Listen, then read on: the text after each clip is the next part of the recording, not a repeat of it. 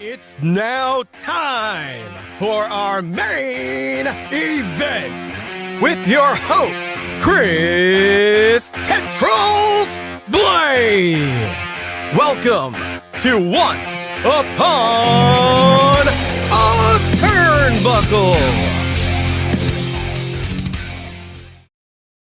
Okay, so welcome to another episode of Once Upon a Turnbuckle. And after the resounding success of my last couple of episodes where I've had special guests on, Thomas James Sky and of course Duke the Dumpster Tracy, I'm thrilled to announce another guest has come in to join me.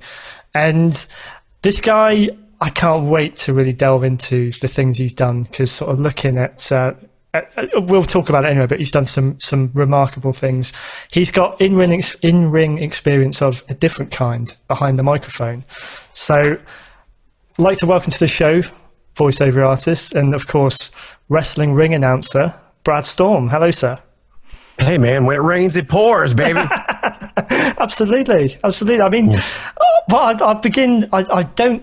I've not announced sort of this. I've not really told people sort of how you came about being on this show, but crazy, really. Yeah, people probably, if they don't know or they don't think they know you, if they listen to this podcast, they do already know you, because you were actually the first person to be heard on this podcast. That's right. That's right, man. Ladies and gentlemen, Brad is the ring announcer in the intro to the show.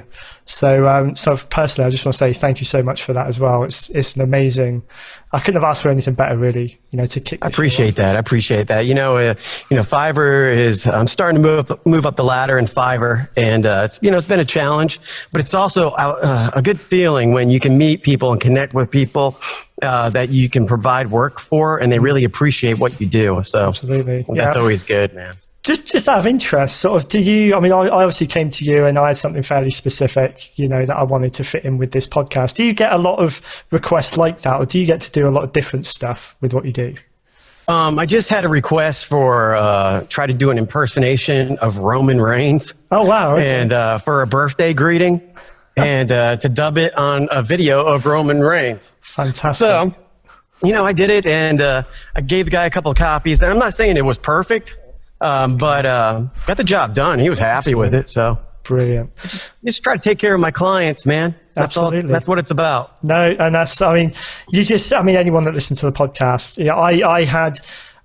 I wouldn't say a fairly specific idea. I knew what I was going for, but until I heard it, sort of, the final product that you gave me, I didn't realize how great it would sound, how weird it is hearing my voice.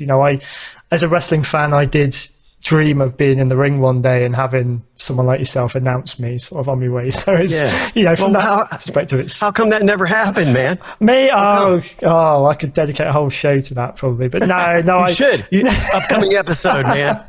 Upcoming. No, it's just where I'm over in the UK, especially where I'm from, sort of down the south, and that there wasn't really... wrestling wasn't a big thing when I was growing up. There wasn't really any outlets to explore, to get started, to get trained. It wasn't till probably I was at university, and it was like, I was 19, 20 years old, and by that point I'd convinced myself it was too late anyway. So, but anyway. Well, on the flip side of that, I lived in Georgia. I pretty much grew up in Georgia from the time like 1988 and on. Cool. And pro wrestling was huge, of course, in Georgia. It's the home of the NWA, really, around that part. Oh yeah, home of the NWA, and there's the home of hundreds and hundreds of promotions back in the 80s and 90s, and I didn't even know they existed, to be honest, because my mom and dad, my family, they weren't really into pro wrestling. They didn't get it, And as a kid, I would always watch it, and it always amazed me, like watching WrestleMania 1 on cable TV for the first time, and just watching it, Saturday night's main event. We would just stop what we were doing and just tune into the matches, and I just had a great time. I used to wrestle my pillows up in the bonus room or the bedroom, and I always wanted to be a wrestler, but that was going to be my first question, actually. Yeah. So you had dreams of being in the ring, or was it always the announcing? I did. And this is a story. I'll take you back. I had no clue what was going on. I was in college at the time, going to the University of Georgia. Go Dogs! Cool. And I really didn't know. I was having a good time in school, but then I was at a bowling alley in my where I used to live, and I bumped into this guy. He had a Starcade shirt on, and I said, "Starcade, awesome, man! I love Starcade. I love WCW. It's awesome." He's like, "Yeah, man, that's cool." I said, "I've always wanted to be, do wrestling or be a ring announcer or just do anything. I didn't care." Yeah. And he's like, "There's wrestling all around you, my friend." Well, he kind of said it like this. It's like, "Hey, there's wrestling all around you, you dummy." And he's like, he's like, "Do you want to go with me?" I said, "Hell yeah." I was 19 years old. Wow. And needless to say, this guy turned into my mentor. Right. And he kind of guided me in the right direction. He took me to tons and tons of shows. I just saw Matt Hardy get concussed at AEW this past weekend. And I was around when he first started, him and his brother. Yeah. And the amazing thing is, I've learned a lot of lessons throughout my pro wrestling ring announcing career. And there are lessons that I would like to tell people, more of warnings of what you need to do to succeed. Because, yeah, I did a lot of great things, but I didn't make it to where I wanted to make it. Because there was things that I had to learn, I guess. I don't know. I mean, it's a grind, and you got to be willing to pave your way on the road. You got to be able to travel. If you want to be a wrestler, if you want to be anything in wrestling, period, you got to be able to get in your car and get the hell out of Dodge and go wherever you need to go to succeed. Yeah. And, not complain about it. Not one story I've heard from or read from anyone in the industry has ever said, "Yeah, this is really easy to get into. Anyone can do it." It does strike that it really needs, you need to be a certain breed, I think, to. Yeah. Well, back in the 90s, you had to get somebody to get you in. You weren't just going to come up and go, nowadays everybody thinks they can just walk up and go, "Hey, I'm going to be the best. I'm going to wear the belt in your promotion." Yeah. "Yep, that's me." No, it's still not that way. No. But back then it was even more difficult. Yeah. Because, you needed somebody. You need to know there was a wrestling handshake. They don't do that much anymore. But you had to know this handshake. Wow. Or if you shook the other hand, normal way, they'd be like, "Who the hell is this guy?" It's almost like an initiation, was it? Just to see if you actually. Yeah. So how did sorry to cut you off. How did from you aspiring to get into the wrestling world and that, how did it start? How did you break in? Like I said, my mentor kind of got me going. I did try wrestling for a little bit, but then I was doing a shooting star press off the top rope one day. Wow. And I almost broke my neck. I cracked my ribs. I could have been paralyzed. Oh, and I was just like, I'm 5'8". Right. And back then it was the monsters of the Midway, pretty much, you had Tugboat and Typhoon and One Man Gang. And, you were the muscle bound dudes like Ultimate Warrior and the Hulkster and Lex Luger. So I was just like, I got to find another way. And since I went to school for journalism and communications, I figured ring announcing would be that way. Cool. And like I said, my mentor, may he rest in peace, he just passed away in June. His name was Straight Call Star Stevens. He was a referee. Okay. And we traveled everywhere. And I learned the ropes, so to speak. Yeah. And that's how I got my start. And one thing, though, I thought I was hot. Can I swear in this show? But I thought I was hot shit back in the day. Yeah. Cool. I really did. Because I thought, I was like, I was in shape and, I thought I had everything going. Yeah. But I had a lot of people humble me. I had a big mouth. I used to run a show like Between the Ropes, right? It was a college radio show, wrestling show. And I'd go to this bar in Georgia, and there was a ring outside. It was covered up, and we'd always have the guys, WCW guys, would all come over there to watch the matches. Right. And one of the bouncers over there was talking about a certain wrestler getting a fight with another certain wrestler. I'll just keep it at that. But I talked about it on my wrestling show. And needless to say, I was working at WCW at the time as an intern. This guy was looking for me, and I was not there that day. No. That's what you need. That's I when I read more into your background, I think that to me was one of the things that really jumped out, is that you worked for WCW, or you interned with WCW. Yeah. So what did that involve? Because this is, you're looking at the guys on the screen, but I'm really, really interested in learning more about what went on behind. So from someone who's been there, so. You think you'd be interested in it, but it was pretty much it was pretty disappointing to me. There was other opportunities I had to work over at news stations that I wish I would have taken at the time. When I got in there, they didn't give a damn that I was a ring announcer. They didn't give a damn that I was, trying to pave my way and pay my dues. And I thought I was in the right place, and maybe I'd hook up with whoever was ring announcing at the time. I can't remember, and get mentored. Yeah. They didn't want to have they didn't want none of it. Right. And I got to talk to Booker T. I talked to the guy from Wonder Years, was a big wrestling fan, the older brother, for Fred Savage's older brother. Okay. And he would come up there, and I would talk to him for a couple hours every now and then. And I would talk to the wrestlers on the phone when I was delivering them packages. But my boss, man, she was a real pain in the ass. And she didn't want me doing anything, interacting with the wrestlers. Because I was just a lowly intern. But I was just like, why wouldn't you want somebody to be excited about their job? Yeah. I wasn't getting paid. No. And I would have done anything for them. What was the aim behind you being there? Did they have a particular position they were looking at sort of putting you in eventually, or?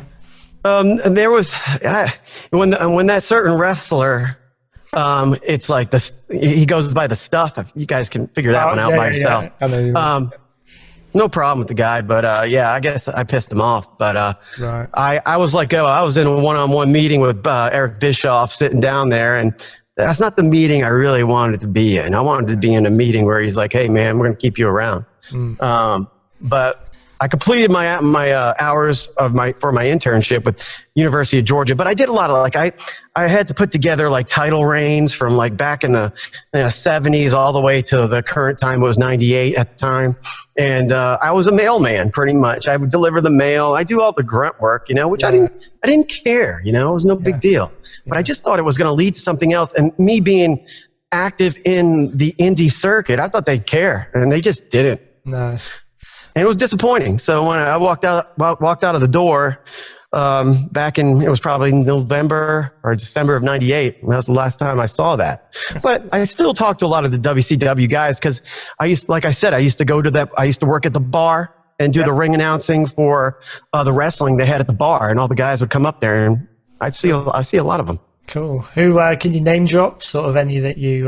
Billy Kidman used to come up there. Okay. What was it? Mortis used to come up there. Yeah. What was the guy? I think his name was Rose or something like that. I forget. Mark Jindrak. I used to know Mark Jindrak. Okay. I used to hang out with him all the time. Cool. Nice guy. I haven't talked to him in years, but a real nice guy. It's the same really around that time frame, about 98, because WCW was really, they were. Oh yeah, it was still huge. They were probably starting to lose a little traction sort of near the end of that time, but they were still the big ones, really. I was there right when Goldberg was just kicking ass. Awesome. And DDP. Yeah. And I went to a couple of commercial shoots. And I think this is the best thing that happened through my internship. I got to sit in on these commercial shoots. And I didn't necessarily talk to Goldberg, but I did sit down and hang out with DDP. And we played there was a Super Nintendo game coming out for WCW. Right. And he was doing the commercial for it. And we sat down and played the game, and I kicked his ass in the game. Awesome.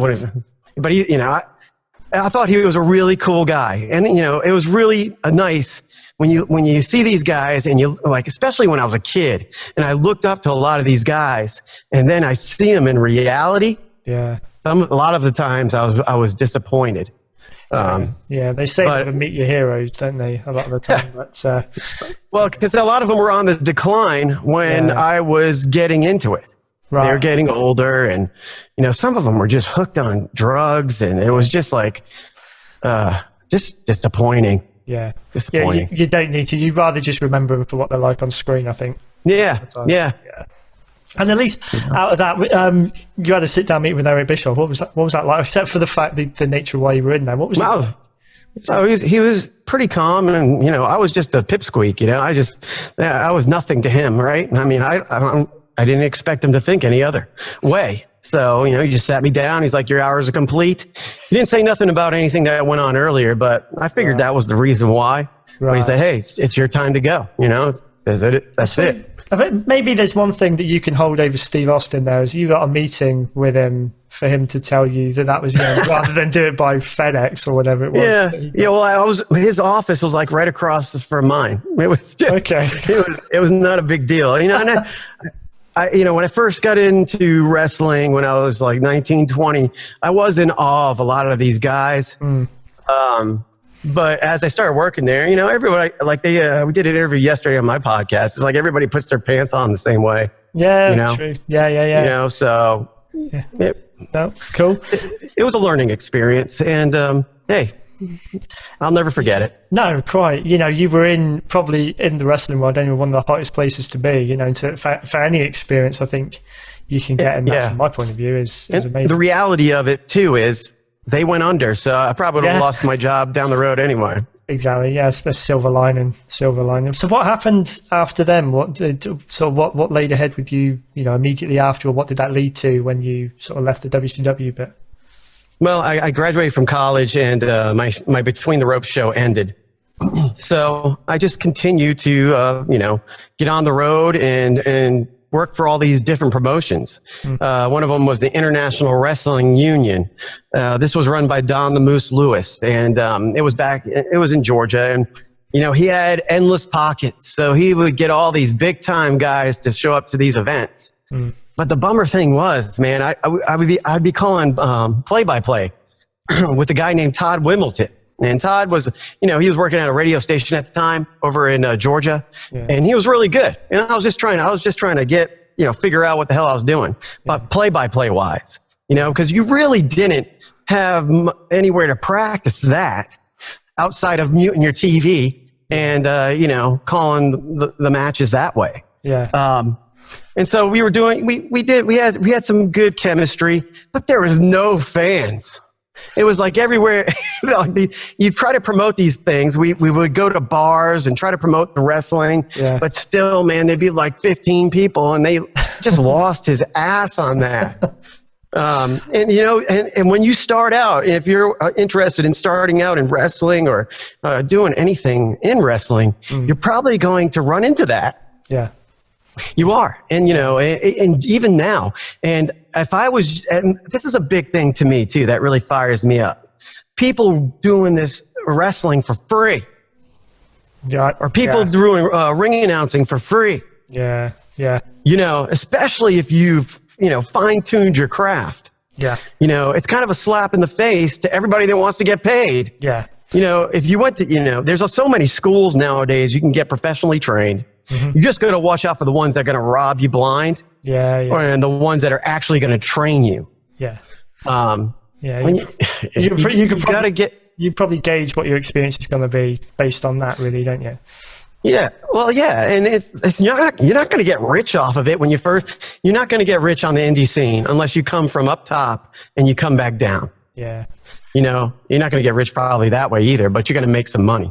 What I've always thought of the indie zone, not that I didn't absorb as much of it as I probably could have done, and I know it's a lot more accessible now, but it's like the raw passion is still there from everyone, from the announcers, the wrestlers, the fans.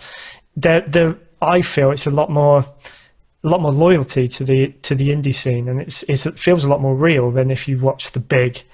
WWE. I mean, I'm not a massive fan of what's going on at the minute. I'm more rooted in what is, what I grew up with, because that to me is what was a hell of a lot. Well, hundreds. Even in AEW, watching that, like my buddy had the pay-per-view, and I was like, okay, I'll watch it. And I don't really know a lot of the wrestlers that are in AEW or WWE at the moment, but I was just like, they're fighting in a dentist office. What the hell is this? Yeah, I don't get it. I've got a website I go to that I keep up with I get the results and what's going on, and so it's a bit eye rolling. A lot of this, I know that they're having to do the best they can without fans and everything, but I feel they've strayed so far from the product. I mean, WWE, I think they class themselves as entertainment anyway, so let them do their own thing. But it's going more cinematic, It's like, even with WrestleMania, I could sign up for the WWE network for free, so I did that. My daughter and I were watching it, and I thought there was going to be a match. I think John Cena, and I forget what the other guy's name was, but I'm waiting for this match to happen, and it's like Freddy Krueger kind of stuff. Yeah, and I'm like, where the hell the match? And it was over. I'm like, what the hell? There's no match. No, it's they're doing what I think they've been given almost like a blank canvas to have a go with. They had to change some stuff up to kind of survive, I suppose. Yeah, because without fans, wrestling is kind of weak. Yeah. You don't know if you don't know if you're good or not as a wrestler, because you're not getting any pops, or you're getting booed, or you don't know who the hell's good or not anymore. That's it. So yeah. Going back to just jumping out of your career, and I'm gonna jump around here a little bit, sort of. That's fine. But jumping out of your career side and back to when you were a wrestling fan and you used to go see it live and that. Is there any memorable events, any matches that you see that really sort of stuck with you from back then? Oh, I remember going to see WCW at the Omni and going to see Doom. Oh, Ron Simmons and Butch Reed versus the Steiner brothers. There you go. Saw what was it? Lex Luger and Ric Flair go toe to toe. I even saw Andre the Giant back when WWE was rolling through the Omni, and Coco Beware. I used to love Coco Beware and his Brain Buster. Who doesn't? That was like the ideal time. I'm guessing that was late 80s, 1990s sort of thing. Yeah. 88. And then I went to WCW, it was around 92, 93. Yeah. When they had Sunday night, Sunday afternoon, it was like Sunday evening on TBS, they would have the matches. And somebody posted recently about Ron Simmons being the first African-American heavyweight champion. I saw that. That was awesome. Wow, did you? That's amazing. Yeah, that's one of the, they didn't televise that, did they? Yeah, it was televised. I think it was. I think it was, because I didn't see it live. I saw it on TV. Right. Don't get me wrong. But it was cool. I thought that was really cool. And wrestling was great. Wolfpack, all that stuff was great when I was in college. Yeah. But then the UFC came along. Oh, fair dues. Yeah, I didn't get a lot of that over here. Either I missed it or it just wasn't accessible. I really liked the idea of UFC back in... I think I was first made aware of it when Ken Shamrock first went into the WWF in '97. Yeah, really had no idea. But then, I saw some of these guys cross over the years from UFC and like them sort of back and forth between that and wrestling. And MMA was something that I tried to get into. I watched some great, again, not sort of indie stuff, but not the UFC. I can't think what the promotion was now, but. There's tons of them. Yeah, it's fantastic. You will be forgiven. It's unpredictable because you can get a match like boxing. You can get a match that lasts like 2 minutes that's been hyped up for months. Whereas with wrestling, you're getting a 3 hour, 3 hour tour. Yeah, exactly. Well, going back to wrestling though, before I forget, and I think this was pretty cool. When I was interning at WCW, I got to go to the power plant. Oh, right. And awesome. I got to go to the power plant. I forget what the hell I was there for, but I was there, and they had a bunch of guys. I think it was like 15, 20 guys, right? Yeah. First things first, right? Okay, everybody, you're going to do 1,000 squats. I was like, holy piss. 1,000 squats. Rather than so guys, like these big guys, I thought, I'm going to be the next wrestler. Yeah. They do 125, 100, and they're all falling out, right? Yeah. And right after that, they get thrown in the squared circle, and then it's amateur wrestling time, and there's no weight classes, so you could have little Skippy over here taking on the beast, So, and some of these guys would surprise you. And they would do that for a while. And then they went outside and they had to do wheelbarrows. They had to, like, guy would jump on your back. You'd have to carry him back and forth. I mean, it was pretty serious stuff. Yeah. And for good reasons. Because you had to. I think people just think when you're training to be a wrestler, you're just in the ring, you're learning moves, you're learning how to fall. Yeah. It's more than a dance. And back in the night, a lot of guys would shoot on each other, man. A lot of guys, like in the indie scene, had a lot of heat with each other. And, some guys, you thought they had heat. The cops were called on them and everything. They took the fight outside, but hey, they made you believe. It was like, damn, these people were going nuts. And then, a lot of guys got their tires popped on the way out and they couldn't, go home. I said, touche, you did a good job today, man, because people are pissed at you. Yeah, that's when you really know, I think, you've done your job, to be fair. Yeah. I said that on the other side. I'm a horror author, and I've had people come to me after reading my books and like, I had to read that one with the light on. So it's really cliche, but you're like, hey, cool, that's my job done. I scared you. So it's great. Yeah. Your sort of in ring announcing sort of career. So are you still actively doing that, or do you? I haven't been active for the last two years. Okay. Just because I think pretty highly of myself these days, and I'm not like conceited highly, but I think you got to believe in what you're worth. Yeah. And I don't think a lot of places can pay me what I'm worth. Okay. And there's been a lot of disappointment. I've been around a lot of organizations, and I've seen people have told me things were going to happen this way and that way, and even in MMA, because I ring announced in MMA as well. And it was just like I'd go travel somewhere to do interviews, and then the promoter didn't know what the hell was going on. There was a gun pulled out at one MMA event, and because the guy that brought me in, I guess they got in some kind of fight, and then I didn't even get paid. So he was like, "Oh, so here's some gas money, pal." I'm like, nice. Screw you, bud, man. I mean, what the hell? I bought this nice new tux, and yeah, right. And then I had a sweet gig. I live in South Carolina now, but I had a sweet gig over here, and I was getting paid pretty good. But the guy was like, "I'm sick of babysitting these fighters," because they always had to make sure they had their medicals cleared and everything else. Right. But with wrestling, man, I'm 44. I'm not. As a ring announcer, you're lucky if you can get $50 nowadays to do a show. Yeah. And if you're doing indie, if you're doing the indie scene, and if you're traveling, I want to get compensated for my travel too, because I don't want to travel like 2 hours away and get $50. Quite. No. Yeah. No. When I was younger, I didn't have to make a ton of money, but I always made money. Yeah. I always made money. Yeah. And when I tried to go back in my 30s. I was like 32. I got back in the scene. I was scratching my head because I was like, damn, nobody wants to pay you anymore.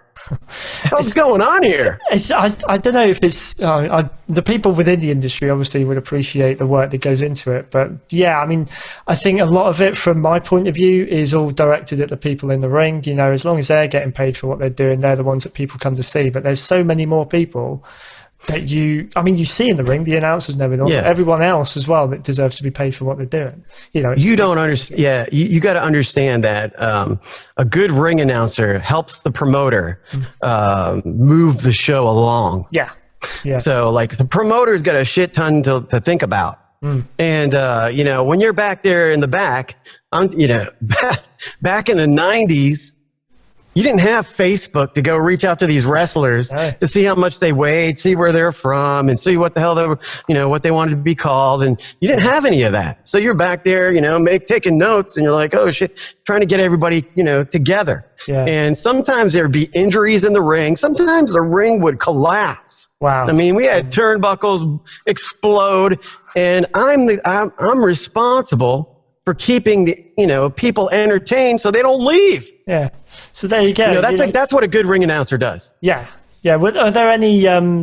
But even before you got into it, were there any ring announcers or play-by-play announcers that you really aspired to be like, or that inspired? I like you? Tony Schiavone. I like Gordon Soley, of course, the Master. Yeah. The Master. I mean, Gene Okerlund. I mean, I was big into WWE.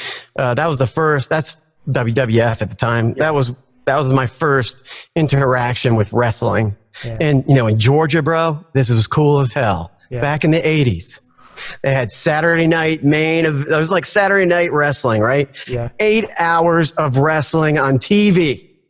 It was 8 hours. Cannot beat that. And it was like, okay, you had the WCWs, you had the WWEs, but you had like, Memphis wrestling, and then you had NWA, and you had all these different ones you never even heard of. Yeah. And I would just sit there in front of the TV and watch it all every Saturday night.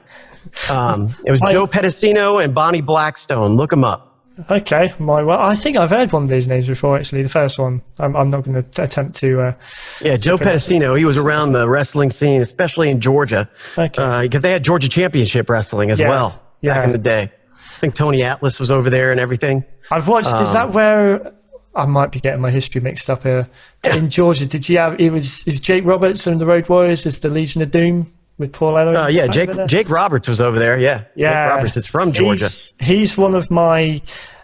I think sort of in the later years, I've really looked to the talkers in wrestling, so the announcers or the guys that do the best promos. And Jake Roberts, he was great at the mind games. Yeah, he wasn't like the frigate. He wasn't all jacked up on the juice. No, he was just methodical, and he had the mind games going. Had the snake, and people were scared, crapless of the snake too, for real. Yeah. So. Yeah, he was so cold with it. He was so calm. Him and Ravishing Rick Rude, they had some good battles back in the day, and I think Jake even battled Ricky the Dragon. I think they had some good battles back in the day as well. Yeah, I think WrestleMania 4, that was my favorite because they had that tournament. Yep. That tournament was awesome to me. That was the best thing I ever seen. I love one of the episodes I've just done where I've discussed my memories of 1994. I said the King of the Ring was probably one of my favorite concepts because I love tournaments, like one-night tournaments of the title ones or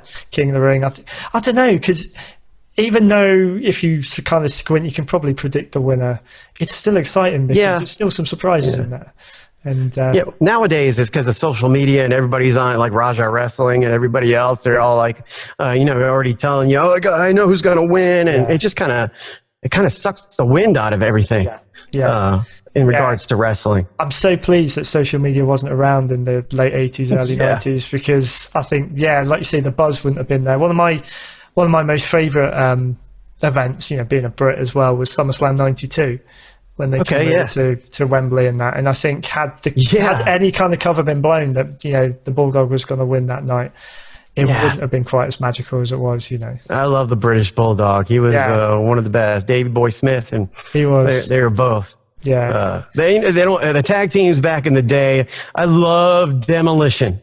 Demolition was my favorite. Yeah. Axe and Smash. I really I hate when people treat him like a rip-off of the Road Warriors. There was so many Powers of Pain, Demolition. They were great to WWF, but they were always compared to Road Warriors. I really don't think there's similarities, but they were different. And I think they had more longevity too in the WWE as opposed to the Road Warriors, because the Road Warrior, I think Hawk was having some issues back in the day, and they just didn't last. And I love the Steiner brothers too, man. They were like back in the 80s. That was the best. They were probably to me. one of my favorite. Them and probably the Hart Foundation. I'm a big Bret Hart. Oh, Hart Foundation. Yep. The Steiners, I loved watching that. I don't think I've ever seen a match of theirs that I didn't enjoy. They're just so powerful. Ole and Arnie Anderson, the Enforcers, I believe. I like guys like Dean Malenko, Man of 1,000 Holds, all those guys that were actually good wrestlers. And, I was a big fan of Chris Benoit. People can talk about him any way they want at the moment because of what happened. You can't. But you can't take away from, again, so many of his matches. I could go back and watch again and again. Probably his earlier stuff when he was him and Eddie Guerrero too. Man, they would have some battles. There wasn't. There was a group of wrestlers that could work with him that he could really bring the best out of. And him and Ray and Chris Jericho and The list goes on and on.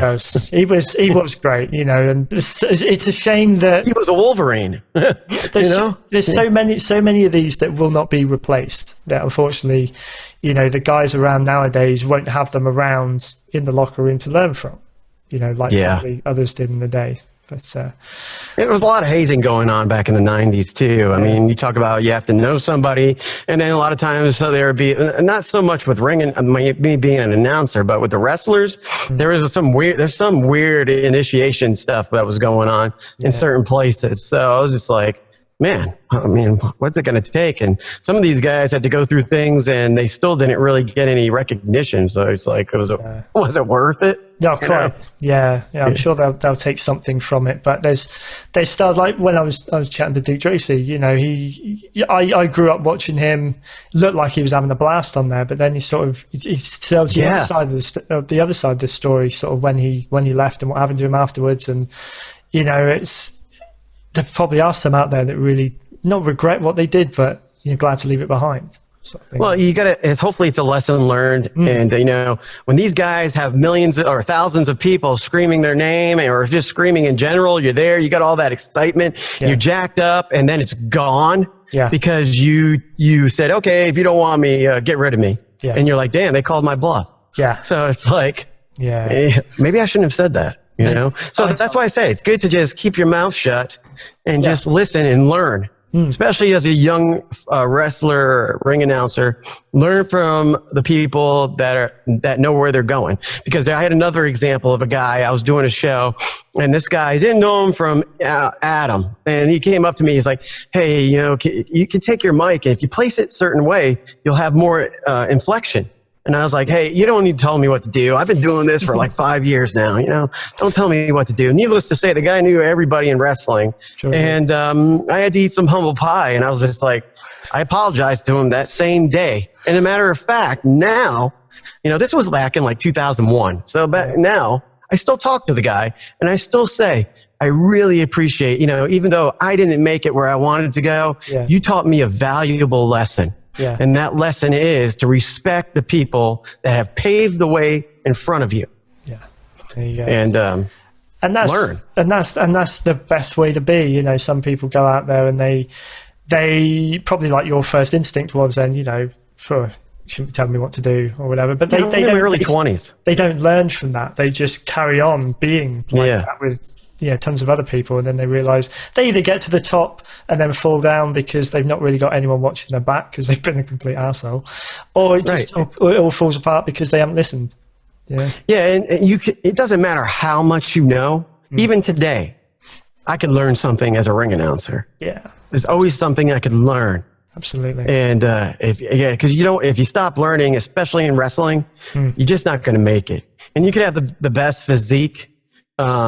Especially now, you got to really be able to wrestle because there is no fans to, there's no fans. No. And so you got to be able to, hit your spots, make them look realistic, the ebbs and flows, If you get a super kick, you don't just stand there.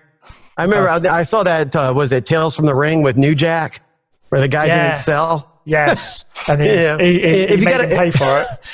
If there's somebody like New Jack out there, don't piss him off. No, I remember I was backstage with New Jack one time, and I brought my girlfriend at the time, and she was pretty. And he's like, New Jack's like, hey man, I'm gonna go take your girlfriend, man. He's like, I got your girlfriend. And I was like, hey man, you can do whatever the hell you want, New Jack. I am not messing with you, bud. No, true, no. Yeah, I said you can have her. I was like, whatever. I don't care. And she was like, what?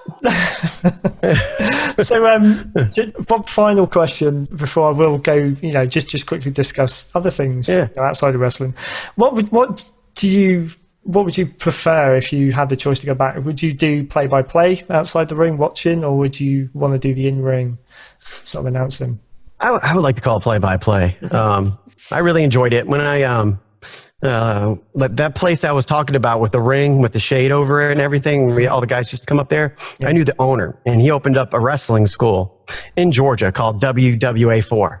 Okay. And World Wrestling Alliance 4. I don't know what the 4 stands for. I don't care. It's just like, I was there when it opened, and like, I think Sarge was one of the trainers at the time, and Elix Skipper, I believe, from WCW. Okay. Wow. He passed away, I believe. But he was one of the trainers, and Total Protection, Mr. Hughes, Big Cat, from WCW. Yeah. And I already knew Total Protection because I would take him on the road.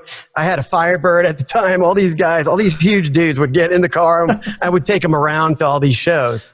And so I started calling play-by-play with Total Protection at the school. And I was kind of grandfathered into the school because since I knew the owner, I've done a lot of things with him. He just kind of he didn't charge me anything. So I could always go up there. And, if I wanted to screw around the ring, I could. If I wanted to do play-by-play most of the time. But with Total Protection, he taught me a lot about, pacing, not switching gears. Like, you don't want to be a heel when you're a baby face, calling matches. Yeah. You got to stay on track. And you got to paint the picture. Yeah. You have to paint the picture. And you don't always have to talk. You can let the action speak for itself at times. That's a good piece of advice. Yeah. I think people they get worried when there's a period of silence, I suppose. Especially if it's not radio, it is wrestling. Yeah. And if there's some silence, I mean, you don't want big pauses, but hey, that chair shot they get, that's a big chair shot by the Abominable Man, and you just let him, he's bleeding all over the place. What are we gonna do? So some things you don't need to describe, do you really? And a lot of the time, I think if you're so engrossed in what's going on screen, you're probably not even taking stock of what's being said anyway. Well, and plus there's so many high spots now, it's hard to call them all. Yeah, true. You got to make it, you got to pick the ones that are special. Yeah. I've heard Jim Ross say that on his podcast recently about I think the way you get a lot of high spots with your guys jumping out the ring onto a group of guys that are stood outside, standing there to catch them, it looks completely... Yeah, like AEW had that same thing happen on Saturday. So it's great to watch, but when you have so many of those, it's not... You get hurt too. Well, yeah. You get hurt like Matt Hardy did. So it's like, how crazy can you be? You're 44 years old, dude. Or 45. Still trying to do it. I must admit, out of the two of the Hardys, I thought Matt would have been the one to really sort of fade away quicker. Yeah. Well, Jeff just got, he had a hard time, I guess, with certain things in life. Yeah. And Matt's done great with reinventing himself, Yeah. So I wish him the best, man. He was a cool dude. He was always nice to me. And those guys, I think they were from South Carolina. I don't really remember, but they worked their ass off to get to where they needed to be. Yeah. I think AJ Styles too, back in the day. AJ Styles used to come to the bar that I used to work at with the wrestling. Oh, wow, ring. okay. He was not a big guy at the time, so it was cool. Seeing a lot of these guys make it. Yeah. And now that I'm in voiceover, I believe it's my time. Yeah. It's my time. I've learned a lot of lessons, with the WWA 4 and doing live interviews with fighters is totally different. Yeah. You got guys coming out of the ring after their fight all bloodied up and disgusting, and you're trying to interview the guy, and he's like, "Oh, I can't even. I don't know. Where's my brain?" That brings me on quite nicely to my next question. So your work outside of wrestling, your voiceover work. What kind of things have you been doing? Have you got a particular sort of product that you gravitate to, or do you just sort of try a bit of everything? Well, I do a lot of commercial spots. I would love to do, all the wrestling promoters out there that might be listening. If you need somebody to voice your upcoming card, your wrestling card, your matchups, your main events, or whatever, put it on a video, man, let's do it. I worked with a couple of organizations and did some small stuff here and there, but that's my bread and butter. I got a professional studio here. Cool. And I can get the job done. And I love promoting fights and wrestling. And like back in the day, you weren't able to film a lot of the stuff you had. And nowadays with social media, I share everything and I keep everything. So I'll be promoting this podcast like hell. Oh, thank you. So, of course. Some people don't get it though, Chris, right? They do the podcast. and they don't share it with anybody. And it's like, what the hell? Yeah. No, I've been fortunate with the guys that I've had on already, because they have, they've done great stuff. I'm with my I do another podcast as well about my writing. It's a little more kind of low key probably, but I've had some great people on. It's these two communities that I now belong to. I couldn't ask more from the people I've met along the way. So no, I appreciate it. I mean, I appreciate what you've done for me. You gave me a product, like I say, which really kickstarts every episode. I appreciate it. It gives exactly the feel I was after, and I was so pleased when you said you wanted to come on and have a chat, because it's been a blast, learning more about what you've done. The floor's yours for a couple of minutes now, actually. So is there anything you're working on at the moment, or anywhere that people can keep up to date with what you're doing, keep up to date with what you've got coming up? Well, I have a podcast. If you're ever interested in getting into voiceover, or have any ideas, like even if you're ring announcing and learning breathing techniques and all that kind of stuff, it's called the Vos Padded Room, because it's kind of crazy. We put on the straight jackets and we interview voiceover artists, females, males, from all different backgrounds, and we try to learn from each one of our interviews. Sometimes we have guests that have big followings, and sometimes we have guests that just are starting out and trying to grow. Cool. And I love the podcast so far. And then on Fridays, I'm over here in South Carolina. I work for talk1radio.com, and we touch on what's going on in the world today. And we talk about what's going on locally where I live. Don't really like politics all that much, I don't like talking about it all that much. It's but on the news. It's an opportunity. People can dial into that kind of stuff. I like listening to. That's why I like podcasts. Really, any specific subject I want to listen to on a day, you can find something out there. Yeah.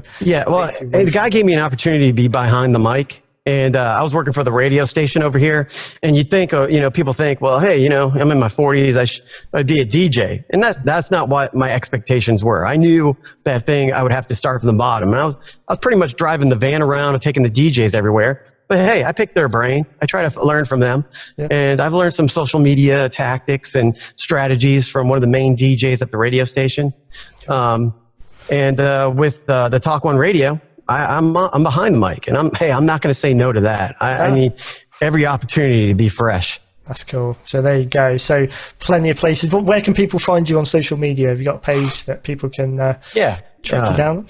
Twitter, Brad Storm VO. Instagram, Brad Storm VO. Facebook, Brad Storm Voiceover. And my email is bradstormvo@gmail.com. My website's bradstormvo.com. And on LinkedIn, it's Brad Storm Lanou. Lanoue. That's my real last name. But I've had the Brad Storm name since I was about 22. So you can't have the thunder without the storm. I like that. Is that the reason why you chose that, or is there another reason you wanted the storm? I've kept, it wasn't about superheroes or anything.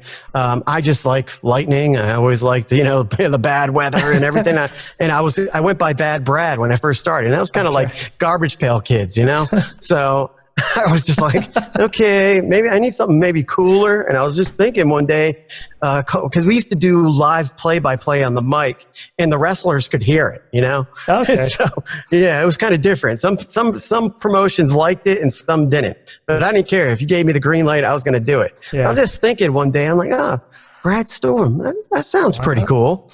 And, then Lance Storm came, and then all these Storm people came. There's a Storm in voiceover, but I don't care. I've had this name for a long time. It's been my nickname. Even when I was in the fire department, they called me Brad Storm. That's something else I was going to mention, actually. So like everything else we've spoken about, you're a firefighter as well. Is there anything that you haven't done? Anything that you haven't done that you want to do? I was in a band as well. I was in a metal band. You've basically looked at my bucket list and you've decided to tick every one off except for that. I did so much stuff. There's another thing I could mention, but I'm not going to really do that. But it was just like, there's so many things. I loved being out there and performing in front of people. I didn't care if it was music. I didn't care if it was in a ring, in a cage. I was in a cage for a charity match a while back, 2014. Me and a buddy of mine, we raised money for kids that were suffering from child abuse. Wow. The match only lasted probably about I think it was like a minute, maybe at tops, because I just wanted to get in and out of there. I mean, my buddy's not a big dude, and I took him down in like 40 seconds. Wow. And then I got yelled at. They were like, "How come you didn't, make it last longer?" I was like, "I don't want to, I'm avoiding getting hurt here. I don't want to get hurt." Surely it must be, it must be considered impressive to have a match, over in that amount of time. Oh my God, my heart was beating 1,000 miles a minute. It was cool. I had to Ride the Lightning from Metallica. Oh wow. Yeah. And I came out. It was cool. It was cool. I got beat by like a 400-pound lady in a wrestling event at a carnival in Tampa Bay. I did a flying headbutt off the top on her, and then she gets up and she did the smash. Because the guys were like, "Hey, Brad, you're gonna get beat by her." I was like, "I don't give a damn. Who cares?" And I got beat. All part of the show, you got to do your bit. Everybody was laughing, having a good time. I mean, I got over. It's all good. There you go. Refereeing was stressful to me. Refereeing was a little bit stressful because, especially when I did a favor for a guy for WWA for when I got back into wrestling, and my refereeing was really bad, and I didn't realize how many spots these guys had, and sometimes I was calling I had to count it to 3, and it was not, they were so pissed off, and they were wanting to fight me in the back, and I'm just like, man, I'm not making enough money to get in fights with you guys, so I'm leaving. I imagine you've got to know the match as intricately as they do if it's planned out beforehand. And and I was really rusty, and I'm just like, I'm much better behind a mic. So a shout out to my buddy Antron Brewer from WWA4, Uha Nation, who is now in the WWE as well. Antron is a referee over there. Moose from TNA, he Impact, he's over there, and Baron Black. He was the Black Baron. He's in AEW right now. Props to all those guys for busting their tail. I'm very proud of them for what they've done. And they're slowly taking over the industry. Then you got the big 3. So yeah. Oh, that's brilliant. That's brilliant. I like New Japan. I would watch New Japan. What happened to New Japan? Did it go away? I honestly don't know. I mean, I used to watch wrestling from Japan. Oh, Christ, this is the mid-90s when we first got, over here, Sky TV, satellite TV. The only free, I didn't have Sky Sports, the main sort of subscription one that WWE was on. So our free sports channel showed, I think it was New Japan. And I didn't, the only thing I saw of them probably the late 90s to 2000 was in the magazines that I would pick up. Didn't really. Yeah, because they had New Japan Wrestling recently. It's like recent as Jim Ross was calling play-by-play. I was going to say before he went to AEW, Jim Ross was doing the voiceovers for that. But I don't know. I hear a lot about it. I mean, obviously, Cody Rhodes, Kenny Omega, Young Bucks, and that I think were over there as well at some point before AEW sort of came together. So it's a good breeding ground. There's a lot of people go out there. Even. What's his name? Matt Bloom, or Albert from WWE. Okay, yeah. So he when he left WWE, went to Japan, and he came back, and he did so well over there. He came back to WWE, and they repackaged him as Lord Tensai. So breathing a lot more life in him. So I think it's sort of kept quietly going over there. I'd love to look more at stuff that's going on. To be fair. Yeah, and if I had anything to say as a final thought to anybody that's wanting to get into wrestling. Realize you have to start from the bottom. Realize if the guys are putting together the ring, taking it apart, be there. Yeah. If you can sit in and just listen to other guys do play-by-play, or sit in with the ring announcer and say, "Hey, when you can't make it, I can fill in. Just help me and train me." Be there, and don't get sidetracked by girls. Don't get sidetracked by other things that can take you away from your dream, because you constantly got to keep pushing it, and you got to push harder than everybody else to make it. Absolutely. So, and I think that's one thing I didn't do enough of. I was always doing other different projects. So it's like, stick with it and go.